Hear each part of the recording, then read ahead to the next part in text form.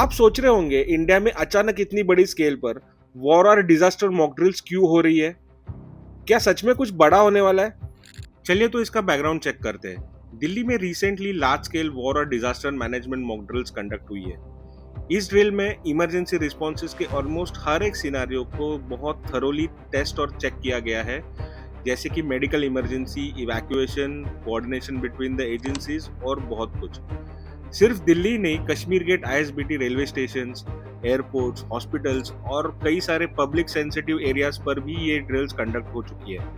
और सबसे इंटरेस्टिंग बात ये आती है कि उधमपुर, जोधपुर, पूना और श्रीनगर जैसे कुछ एयरपोर्ट्स को टेम्पररीली बंद कर दिया गया है। इस सब में एक कॉमन चीज है, ये सब एयरपोर्ट्स में एक कॉमन चीज है, ये ड्यूअल यूज एयरपोर्ट है। मतलब सिविलियन के साथ साथ इंडियन एयरफोर्स भी इसे यूज करती है।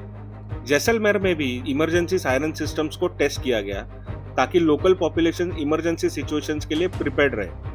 ये सब एक नॉर्मल ड्रिल से थोड़ा ज्यादा कोऑर्डिनेटेड लग रहा है। साथ ही रिसेंट टाइम्स में हाई लेवल मीटिंग्स हुई है और डिफेंस प्रिपेयर्डनेस पर काफी ज्यादा फोकस देखा जा रहा है। अब असली सवाल यह है कि इतनी सारी एक्टिविटीज एक साथ क्यों हो रही है। मेरा जो पर्सपेक्टिव है वो थोड़ा अलग है।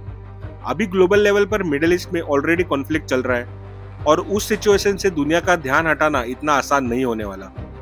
ऐसे में अगर आप पाकिस्तान की रिसेंट एक्टिविटीज को देखें तो पहले तो अफगानिस्तान के साथ पाकिस्तान ने वॉर स्टार्ट कर दी, वहां टेंशंस बढ़ा दी। वो टेंशंस जैसे ही कम होने आई, अचानक से एक इंसिडेंट ऐसा होता है जहां पाकिस्तानी एयरफोर्स जाके अफगानिस्तान में एयर स्ट्राइक करके आती है, वहां काफी सारे जन मारे जाते हैं। तो सवाल ये उठ रहा है कि टाइमिंग इतनी अजीब क्यों है। कई लोग इसे डिस्ट्रैक्शन पैटर्न के तौर पर देख रहे हैं और पाकिस्तान किस लेवल पर ऑपरेट करता है ये दुनिया से छुपा नहीं है।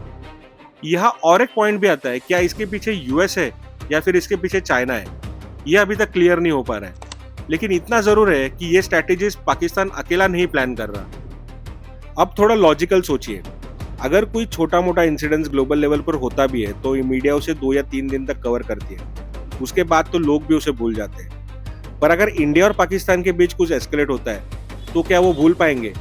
बिल्कुल नहीं। ग्लोबल मीडिया का फोकस तुरंत शिफ्ट हो जाएगा और यही एक्चुअल इम्पैक्ट है। एक और एंगल समझिए, इंटरनेशनल लेवल पर नैरेटिव्स कैसे बनते हैं। इस वक्त यूएस के साइड से भी एक और नैरेटिव चलाया जा रहा है। ईरान के अराउंड टेंशंस की बात हो रही है, अटैक्स की भी बात हो रही है। अब सोचिए ये सिचुएशन में अगर इंडिया वर्सेस पाकिस्तान की कोई सिचुएशन क्रिएट होती है, कोई एस्केलेशन आती है, तो ग्लोबल मीडिया किसकी तरफ जाएगा?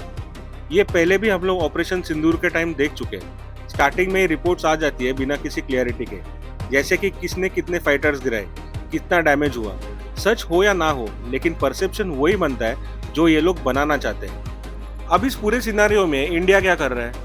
ये जो लार्ज स्केल ड्रिल्स हो रही है, ये सिर्फ रूटीन एक्टिविटी तो बिल्कुल नहीं लगती। ये एक क्लियर प्रिपरेशन हो सकती है ताकि अगर इन फ्यूचर कोई एस्केलेशन आ भी जाए तो इसका रिस्पॉन्स हमारे पास ऑलरेडी रेडी हो। और एक स्ट्रॉन्ग मैसेज भी जाता है, अगर पाकिस्तान कुछ करने की कोशिश भी करे तो उसे पता होना चाहिए कि इंडिया रेडी बैठा है। ये सब उससे कोरिलेट किया जा रहा है जब हमारे army chief Jagannath temple visit करके आए और वहां उन्होंने 3-4 बार यही कहा। मुख्य उद्देश्य था कि मैं भारतीय सेना की तरफ से आशीर्वाद मांगूं भगवान से, ताकि आगे आने वाले दिनों में भगवान का आशीर्वाद भारतीय सेना और उनके सगे संबंधियों के साथ हमारे एयर चीफ भी गुरुद्वारा विजिट करके आए। साथ ही सीसीएस की काफी मीटिंग्स हो चुकी है और राजनाथ सिंह जी ने भी ये स्टेटमेंट दिया है कि ऑपरेशन सिंदूर अभी जारी है। तो जब ये सब चीजें एक साथ होती है तो बहुत लोग मानते हैं कि इसके पीछे कोई ना कोई तो रीजन हो सकता है। तो ये क्या सिर्फ एक कोइंसिडेंस है या फिर एक प्लान प्रिपेयर्डनेस का पार्ट है, ये आप खुद डिसाइड कीजिए। लेकिन जो क्लियरली दिख रहा है कि इंडिया इस वक्त अलर्ट भी है और रेडी भी है।